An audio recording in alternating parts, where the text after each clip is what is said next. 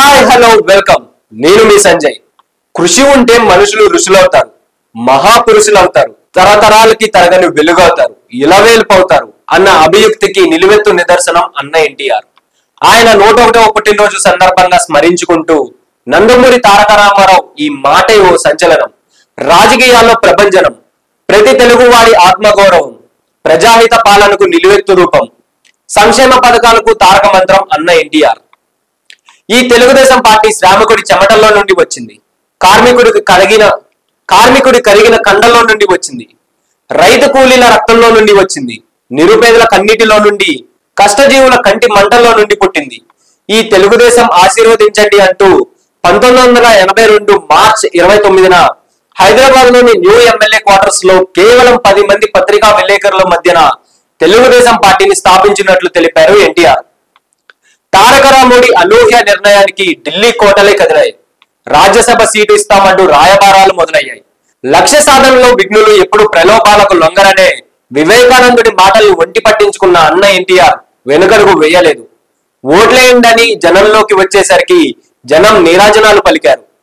చైతన్య రథం ఎక్కి ఊరూరు తిరుగుతూ పార్టీ స్థాపించిన 9 నెలల్లోనే అధికారాన్ని చేపట్టి దశాబ్దాల రాజకీయ చరిత్ర ఉన్న కాంగ్రెస్ ను మట్టి కనిపించారు. Right person in right time అనే మాటను అక్షరాలా నిజం చేస్తూ రాజకీయ శూన్యతకు ముందే పసిగట్టిన ఢిల్లీ నాయకుల్ని బంబేలెత్తించిన తెలుగోడి సత్తాను రుచి చూపించారు. ఆయన పిలుపు ఓ నవ్యోపదేశం అయింది, ఆయన పలుకు ఓ సంచలమైన విరజల్లైంది, ఆయన ప్రతి మాట ఓ తూటాగా, ఆయన సందేశమే స్ఫూర్తిగా జనాల్లోకి చొచ్చుకుని వెళ్ళింది. పురాణ పురుషుల పాత్రలు ధరించి కలియుగ దైవంగా ప్రతి ఇంట ఆదరించబడ్డ నటుడు రాజకీయ నేతగాను అభిమానించబడ్డారు. కృష్ణుడంటే ఎలా ఉంటారో, రాముడంటే ఎలా ఉంటారు తెలియని వారికి ఇదొక వారి రూపం అంటూ నటుడిగా సాక్షాత్కరించిన నటసార్వభౌముడు ఎన్టీఆర్. నాయకుడంటే ఇలా ఉంటాడు అని పాలించి చూపించారు. అందుకే రాజకీయం అనే డిక్షనరీలో తొలి పేజీలో అప్పుడు ఇప్పుడు ఎప్పుడు అన్న ఎన్టీఆర్ దే మొదటి స్థానం. అధికారం చేపట్టిన నాటి నుండి ఏదైతే చెప్పారో అదే చేసి చూపారు. తప్పుడు వాగ్దానాలు, తప్పించుకునే ధోరణి ఆయన పాలనలో ఏనాడు దరచేరనివ్వలేదు. పేదవాడే నా దేవుడు, సమాజమే నా దేవాలయం అంటూ కాషాయ వస్త్రాలను ధరించి ప్రజాక్షేమం అనే దీక్ష పూనారు ఎన్టీఆర్.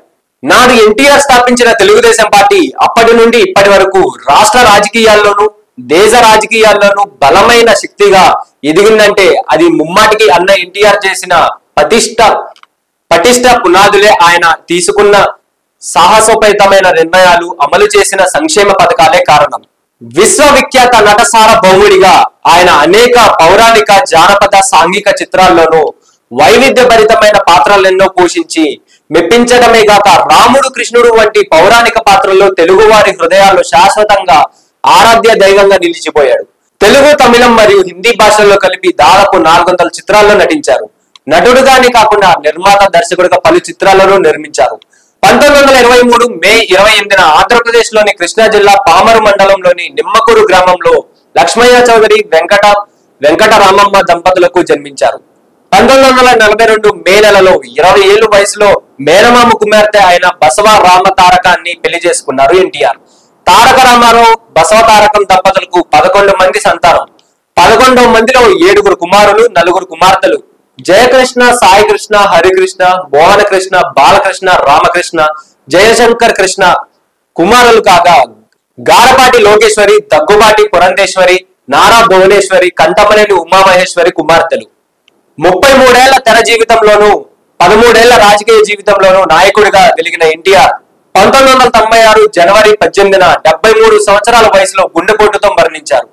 రాజకీయాల్లో పటిష్ట పునాది వేసి తరతరాలకు యుగ పురుషుడిగా నిలిచిన అన్న ఎన్టీఆర్ మళ్ళీ పుట్టాలని ఆకాంక్షిస్తూ జై హో ఎన్టీఆర్. సో ఇలాంటి మరిన్ని ఇంట్రెస్టింగ్ అప్డేట్స్ కోసం please do like, share and subscribe to our channel.